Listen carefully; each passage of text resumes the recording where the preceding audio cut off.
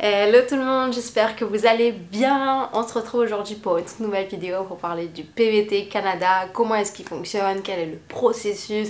On va vraiment tout aborder. Si vous m'entendez un petit peu parler du nez, c'est tout à fait normal, c'est parce que ça fait un peu plus d'une semaine que j'ai été testée positive du coup au coco. Du coup, je suis au mieux de ma forme, on va dire, depuis que j'ai été positive. Mais voilà, j'ai peut-être pas la même énergie que d'habitude, c'est tout à fait normal. Je trouve que je vais mieux, mais dans les prochaines vidéos, normalement, je serai un peu plus en forme.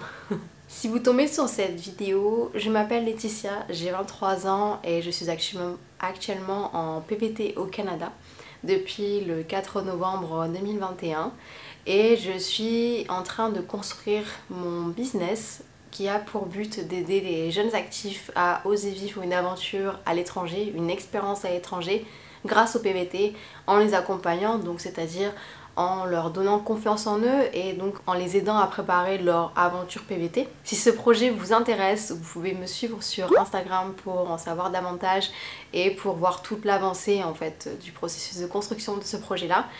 Et si ce n'est pas déjà fait également, je vous invite à vous abonner à la chaîne YouTube, à liker cette vidéo et à partager la chaîne si elle vous plaît. Ça pourra m'aider aussi à me faire connaître et puis ça m'encouragerait beaucoup. Maintenant que les présentations sont faites, on peut commencer, c'est parti. Tout d'abord, qu'est-ce que le PVT? Le PVT signifie permis vacances travail. C'est un permis qui vous offre la possibilité de voyager et travailler librement dans un pays. C'est très pratique et utile notamment pour pouvoir financer son séjour et ça évite justement de toucher à vos économies. C'est vraiment un super moyen je trouve pour également aussi visiter un pays. Je vais pas vous en parler plus que ça parce que j'ai déjà fait une vidéo dédiée au PVT et ça serait me répéter, donc je vous la mets tout en haut ici, au petit i, je crois que c'est là. Si vous voulez en savoir plus, je vous invite à aller voir cette vidéo. Nous on va parler uniquement du PVT Canada. Je vais m'adresser également qu'aux personnes de nationalité française. Je ne m'adresse pas aux personnes qui sont belges, suisses ou n'importe quelle autre nationalité, tout simplement parce que je ne sais pas si tout ce que je vais dire par la suite sera la même chose pour ces nationalités là, donc je préfère vous prévenir et me prémunir aussi si ce que je dis peut être différent selon les nationalités. Petite carte d'identité du PVT Canada, c'est un PVT qui... C'est un PVT qui se fait par tirage au sort, qui a une durée de 2 ans, donc 24 mois. C'est le seul PVT qui nous permet de pouvoir voyager 24 mois dans un pays librement et donc travailler aussi. Et ce PVT coûte 341 $, ce qui fait 230 €. On va tout de suite passer aux conditions de participation au PVT. Tout d'abord, l'âge. Il faut avoir entre 18 et 35 ans inclus pour pouvoir participer au PVT et notamment au moment de votre demande. Ensuite, deuxième condition, il faut avoir un passeport valide qui soit valide donc au moment de votre demande mais également pour toute la durée de votre PVT. Si vous prévoyez de renouveler votre passeport prochainement, je vous conseille de le faire avant de vous inscrire, ça vous évitera de faire des changements et ça vous évitera beaucoup de paperasse aussi. Troisième condition, il faut avoir un certain montant d'économie minimum. Le Canada exige que vous ayez 2500 $ minimum pour pouvoir venir sur son territoire, ce qui équivaut à peu près à 1750 €. C'est pas beaucoup, mais ces économies en fait, ce montant minimum est le montant qui est censé vous aider à vivre sur place le temps que vous n'ayez pas de travail. C'est ce montant qui est censé vous permettre de vivre normalement un mois. Je vous conseille vivement d'avoir beaucoup plus pour la simple et bonne raison que quand vous arrivez dans un pays, vous avez beaucoup de dépenses qui peuvent arriver d'un coup. Donc par exemple, si vous achetez une voiture, vous allez avoir l'achat de la voiture, vous allez avoir l'assurance. Notamment pour le Québec, vous allez devoir faire une demande de permis de conduire québécois, donc c'est beaucoup de dépenses qui arrivent d'un coup et il vaut mieux avoir un bon stock d'économies à côté pour pouvoir subvenir à ces dépenses. Quatrième condition, vous devez être en bonne santé et prouver votre bonne santé, notamment si vous comptez travailler dans certains secteurs, notamment le secteur médical ou avec les enfants. Si vous voulez travailler en tant que fille au pair ou garçon au pair, vous allez devoir passer une visite médicale pour ces secteurs-là. Ça sera exigé par le Canada lorsque vous aurez été tiré au sort.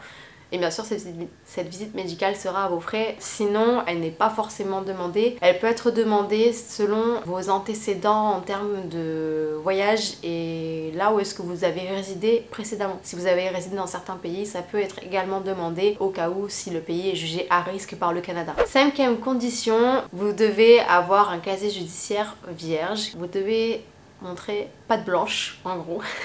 Si vous avez résidé plus de 6 mois dans un pays hors de la France, vous devrez fournir un extrait de casier judiciaire vierge du pays en question. Par exemple, vous avez passé 9 mois en Erasmus en Suède, vous devrez fournir un extrait de casier judiciaire vierge, de préférence suédois, au gouvernement canadien pour prouver que vous êtes un bon citoyen. Sixième et dernière condition, vous devrez souscrire à une assurance spéciale pour le PVT. Attention lorsque vous souscrirez à cette assurance, puisqu'elle va conditionner la durée de votre PVT lorsque vous arriverez au sol canadien. Je m'explique. Le PVT, comme je vous l'ai dit, est d'une durée de 24 mois. Cependant, si vous souscrivez à une assurance pour une durée de 12 mois, le gouvernement canadien, donc l'immigration, lorsque vous arriverez sur le sol canadien aux frontières, ils vont vous donner un permis vacances-travail d'une durée de 12 mois et non de 24 mois. Et malheureusement, une fois que ça a été fait, vous ne pourrez pas demander une extension.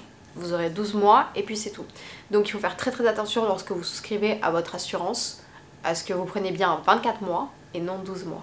Ou 18 mois ou 6 mois, voilà. Prenez bien 24 mois. Maintenant que nous avons vu les conditions de participation au permis vacances-travail, quel est son fonctionnement? Le permis vacances-travail est le permis le plus demandé par les Français.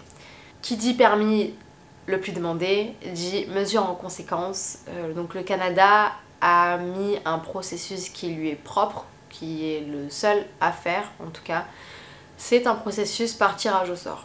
Tout le monde est logé à la même enseigne que vous arrivez lors de l'ouverture des inscriptions ou que vous arrivez 6 mois après. Pourquoi le Canada a mis ça en place? C'est parce que lorsqu'il y avait l'ouverture des candidatures, les places en fait partaient en quelques minutes. Du coup, pour remédier à ça et pour laisser sa chance à tout le monde, ils ont mis en place un système de tirage au sort. Fait que maintenant, c'est au petit bonheur la chance, c'est vous et votre chance, et le plus dur en fait, c'est pas tellement d'avoir un bon dossier, au final c'est d'être tiré au sort. Le Canada fonctionne par saison. En gros, vous n'avez pas le PVT qui est accessible 365 jours par an, il est accessible lors d'un certain nombre de mois, donc lors d'une période, ce qu'on appelle une saison. Cette année, en 2022, ça a débuté en janvier, début janvier, et normalement ça devrait se terminer fin septembre, début octobre. Pour vous donner un exemple, en 2021, c'était une année exceptionnelle certes, mais ça peut toujours vous donner une idée. La saison avait commencé en mars et s'était terminée le 12 novembre, et en 2020 la saison avait commencé début janvier et s'était terminée fin octobre si je me trompe pas. Donc comment ça fonctionne concrètement? Vous devez d'abord vous créer un compte sur le site de l'immigration. Il n'y a qu'un seul et unique site. S'il vous plaît, ne vous faites pas avoir, il y a énormément d'arnaques pour le PVT Canada. C'est vraiment aberrant le nombre de personnes qui peuvent se faire avoir. Aucun organisme ne peut vous garantir que si vous payez une somme, par exemple, je voyais 1000, 2000, 3000, voire 5000 euros, si vous payez cette somme-là et que la personne en fait vous dit si tu passes par mon organisme, si tu passes par moi, je te garantis que tu auras ton PVT, je te garantis que tu seras tiré au sort. Non, c'est vraiment des conneries, il faut vraiment pas du tout leur faire confiance en fait. C'est vraiment des bêtises. Vous devez vous inscrire sur le site du gouvernement canadien, donc de l'immigration, et c'est tout. Tout le monde a la même chance, il n'y a aucun organisme, personne va vous faire privilégier en fait. Il n'y a personne qui a une place privilégiée, c'est tout le monde logé à la même enseigne, et c'est l'avantage du tirage au sort, c'est voilà, tout le monde a la même chance. Donc première étape, vous créez votre compte sur le site de l'immigration. Deuxième étape, vous déposez votre demande. Vous allez vous inscrire dans la catégorie qui s'appelle Expérience Internationale Canada, puisque le PVT fait partie de cette catégorie-là. Expérience Internationale Canada, ça regroupe plusieurs permis, donc le PVT, le jeune professionnel, le JP, le VIE, qui est une sous-catégorie du jeune professionnel, et vous avez les stages. Une fois que vous vous êtes inscrit dans le bassin, vous allez recevoir d'ici 24 à 48 heures un email de l'immigration. Tout à fait normal, ne vous faites pas avoir, c'est pas un email pour vous dire que vous êtes tiré au sort, c'est un email qui vous confirme que vous êtes bien inscrit dans le bassin des candidats et... Pardon. Et que vous êtes maintenant admissible au tirage au sort. Vous allez être maintenant compté parmi les candidats pour le tirage au sort. Pour cette année 2022, il y a 7100 places et il y a actuellement, au moment où je tourne la vidéo, à peu près entre 10 000 et 15 000 candidats. Il y a beaucoup de personnes pour peu de places et ça monte de plus en plus on avance dans l'année. Le tirage au sort a lieu généralement chaque lundi. Il a lieu entre 16h et minuit, heure française, ce qui correspond en fait à l'après-midi pour nous au Canada. Ça a lieu chaque lundi dans l'ordre suivant. Donc il procède d'abord au tirage au sort des stages. Ensuite, il procède au tirage au sort des jeunes professionnels et des VIE. Et ensuite, il procède au tirage au sort des PVT. Nous on arrive à la fin. Pour le PVT c'est plus à partir de 20h, 22h jusqu'à minuit. Bien sûr c'est juste des estimations, c'est ce que j'ai repéré habituellement ce qui se passait. C'est pas un cas général. Lorsque vous êtes tiré au sort, vous avez un email. Il peut arriver que parfois l'email arrive dans les spams ou alors qu'il y ait eu un petit souci technique et que vous n'ayez pas reçu d'email. Donc ce que je vous conseille c'est de regarder votre compte une fois par semaine. Nous ce qu'on faisait c'est qu'on regardait tous les mardis, mercredis. Au moins vous êtes sûr de ne pas louper en fait votre invitation. Durant le tirage au sort, c'est une machine en fait clairement qui tire au sort des personnes parmi les candidats qui sont dans le bassin en fait. Voilà. Par exemple vous êtes dans une piscine, tous les nageurs ce sont les candidats et ceux qui sortent de l'eau ce sont les personnes qui ont été tirées au sort. Pour vous schématiser un petit peu comment ça fonctionne. Peu importe que vous soyez inscrit la veille du tirage au sort ou que vous soyez inscrit depuis le début, ça n'a aucun impact sur le tirage au sort malheureusement. L'égalité des chances pour tout le monde. Si vous voulez savoir combien de candidats sont tirés au sort à chaque ronde, c'est possible. Il faut regarder chaque vendredi, il me semble que c'est mis à jour le vendredi après-midi, heure canadienne, donc regardez plutôt le samedi en France. Il faut regarder le suivi donc des rondes d'invitation et vous avez à chaque fois le nombre de candidats qui ont été tirés au sort. Au moins vous avez une idée s'il y a eu des gros tirages ou pas. Il me semble que pour la première ronde d'invitation, il y a eu à peu près 350 personnes qui ont été tirées au sort. Il peut arriver qu'il y ait parfois des rondes avec 1000 personnes qui sont tirées au sort.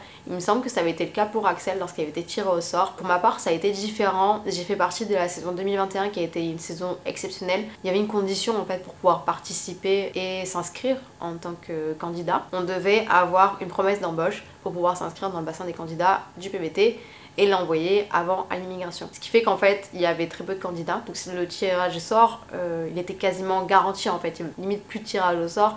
On était quasiment sûr de recevoir notre invitation à être tiré au sort et donc à poursuivre notre demande. Et pour moi, je sais que d'expérience, ma chance, j'en ai... Enfin, contrairement à Axel, j'ai très peu de chance. Donc je me suis dit, si je veux maximiser les chances de mon côté, eh bien il faut que ça soit cette saison-là, il faut que ce soit cette année-là que j'obtienne mon PVT. Et ce sera peut-être en fait ma seule chance d'avoir quasiment à coup sûr le PVT. Du coup on a cherché une offre d'emploi et on a trouvé, c'est quelque chose de pas très, comment dire, pas très qualifié, hein. On n'a pas fait de chichi, voilà, on s'est dit, l'important en fait c'est que j'obtienne mon PVT. Axel lui l'avait obtenu pour la saison 2020, moi je fais partie de la saison 2021. Donc il lui restait un an pour pouvoir s'y rendre. Donc le plus important c'était que j'obtienne mon PVT et donc on avait trouvé un emploi en tant que cueilleur de pommes et au final j'ai eu mon PVT, j'ai été tirée au sort. Donc j'ai saisi ma chance et je le regrette pas du tout. Une fois que vous avez été tiré au sort, bravo, félicitations, c'est génial, vous avez fait le plus dur. Il y a ce que j'appelle personnellement la règle des 10, 20, 30 jours. 10 jours, ça correspond à la durée que vous avez pour accepter votre invitation ou la refuser à poursuivre votre demande de PVT. Je vous conseille vraiment d'y réfléchir à 2 fois, 3 fois, 5 fois, 10 fois même avant de refuser votre invitation pour le PVT parce que si vous la refusez, rien ne vous garantit que vous serez tiré au sort la prochaine fois. C'est une chance et je me dis que parfois il faut la saisir. Après, si vous êtes sûr de ne pas vouloir partir, vous avez changé vos projets, vous pouvez tout à fait refuser et ne pas prendre la place de quelqu'un, mais il faut vraiment y réfléchir pour moi. Ensuite, 20 jours, ça correspond au délai que vous avez pour soumettre tous les documents et les renseignements demandés par le gouvernement canadien, donc par l'immigration, et pour payer vos frais. Les documents qui peuvent être demandés, c'est par exemple un CV, une photo aux exigences demandées par l'immigration. Ça peut être aussi un document qui s'appelle renseignements sur la famille, donc c'est des renseignements sur votre famille mais aussi sur vous. Et vous pouvez également ajouter d'autres documents. Je vous conseille d'ajouter dans cette section documents additionnels votre extrait de casier judiciaire vierge si vous avez séjourné plus de 6 mois dans un autre pays parce que ça ne fera pas ralentir votre dossier et au moins ils auront tout à ce moment-là et vous serez tranquille. Attention, si vous dépassez le délai des 20 jours, vous recevrez un email vous disant que vous avez été refusé pour votre PVT. Faut vraiment faire attention, faut pas s'y prendre non plus au dernier moment parce que si le site bug, parfois il y a des maintenances, c'est généralement tous les mardis, mais Ne vous y prenez pas au dernier moment non plus parce que ce serait vraiment dommage de dépasser le délai et de ne pas avoir votre PVT au final. Ensuite, 30 jours pour transmettre vos données biométriques. Donc c'est vraiment la dernière chose que vous avez à faire. Vous devez vous rendre dans un centre... comment on appelle ça ? Un CRDV. Ça s'appelle un CRDV. Donc c'est un centre pour les données biométriques du Canada. En France, il n'y en a que 2, vous avez qu'à Paris ou à Lyon. Moi je m'étais rendue à Lyon, Axel s'était rendu à Paris. Mais vous n'êtes pas obligé de vous rendre en France, en fait vous devez juste vous rendre dans un CRDV du Canada. Si vous êtes avec la frontière allemande, bah, vous pouvez vous rendre en Allemagne, vous pouvez vous rendre au Royaume-Uni si vous êtes pas très loin. Le plus important en fait c'est d'aller dans un centre qui soit agréé du Canada. Le rendez-vous sur place dure littéralement 5 minutes, vous devez juste transmettre vos empreintes digitales et une photo. Donc vous prenez pas la tête, les rendez-vous se prennent en ligne, c'est très rapide, c'est très simple, il y a souvent beaucoup de disponibilité, donc c'est vraiment pas le plus compliqué. Une fois que vous avez fait vos données biométriques, vous n'avez plus qu'à attendre. Attendre. C'est, je trouve, le plus dur.